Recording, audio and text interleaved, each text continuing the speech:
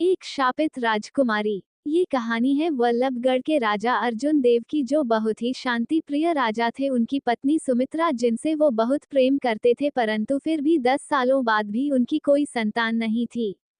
अब तो राजा और रानी बहुत उदास रहने लगे, क्योंकि उन्होंने अब किसी भी संतान की आशा छोड़ दी थी। अब तो प्रजा भी किसी उत्तराधिकारी का इंतजार था, जो राजा अर्जुन देव के बाद उनका पालन करें और अपने वंश को आगे बढ़ाए। तभी वहां पर एक संत आ जाते हैं। राजा और रानी उनका स्वागत बहुत अच्छी तरह से करते हैं। राजा द्वारा किए गए स्वागत से संत बहुत खुश होते हैं और उन्हें आशीर्वाद देते हैं कि वो एक महान संतान के माता पिता बने। पर राजा कहते हैं कि शायद हमारे नसीब में संतान नहीं है, क्योंकि हमारे विवाह को 10 साल हो चुके हैं, अब तक कोई संतान नहीं हुई। तब महात्मा कहते हैं कि ऐसा कैसे हो सकता है, आपके यहाँ अब तक संतान हो जानी चाहिए थी, जरूर कुछ गलत हो रहा है यहाँ। और फिर संत वहां से चले जाते हैं। 2 दिन बाद रानी की नौकरानी आती है और रानी से कहती है, ये संत महात्मा कुछ नहीं कर पाएंगे, आप मेरे साथ चलिए, मैं आपको ऐसी जगह ले चलूंगी जहां से कोई खाली नहीं आता। और रानी बिना कुछ सोचे समझे उसके साथ चली जाती है और घने जंगल से होते हुए एक पहाड़ी पर पहुंचते हैं, जो बहुत ही भयानक है। रानी तो डर जाती है, वो कहती है, हमें यहाँ से चलना चाहिए, क्योंकि हमने इस बारे में महाराज को कुछ नहीं बताया।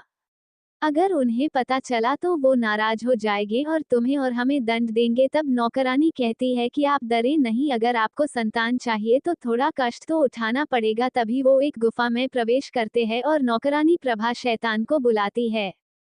शैतान दुर्मुख वहां प्रकट होता है और प्रभा से कहता है, तू यहाँ क्यों आई है। तब प्रभा कहती है, ये मेरी महारानी है और कई वर्षों आए संतान के लिए तड़प रही है, क्या तुम इनकी इच्छा पूर्ण कर सकते हो।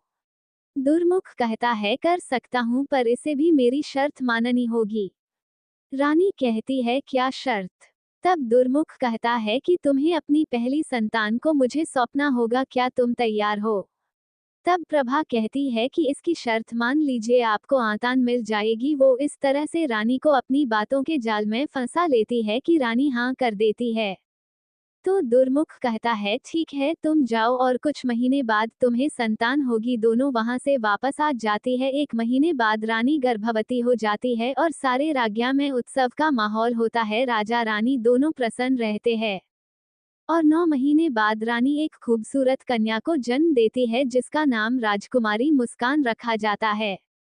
मुस्कान इतनी सुंदर थी कि उसकी मुस्कुराहट से पूरे राज्य में खुशियां फैल जाती और राजकुमारी को देखते देखते 18 साल बीत गए। रानी अपने वादे के बारे में भूल चुकी थी। अब राजकुमारी का यौवन इतना सुंदर था कि सभी राज्यों में इसकी चर्चा सभी राज्यों में फैल गई। राजकुमारी सभी विद्या में पारंगत थी, घुड़सवारी, तलवारबाजी और राजनीति में भी उनके चर्चे दूर दूर तक फैले थे। सभी राज्यों से उनके विवाह के लिए रिश्ते आना प्रारंभ हो, परंतु वो अभी विवाह नहीं करना चाहती थी। उनके पिता भी मुस्कान के लिए ऐसा वर चाहते थे जो मुस्कान के गुणों से मेल खाता हो। अब आगे की कहानी अगले भाग में। समाप्त।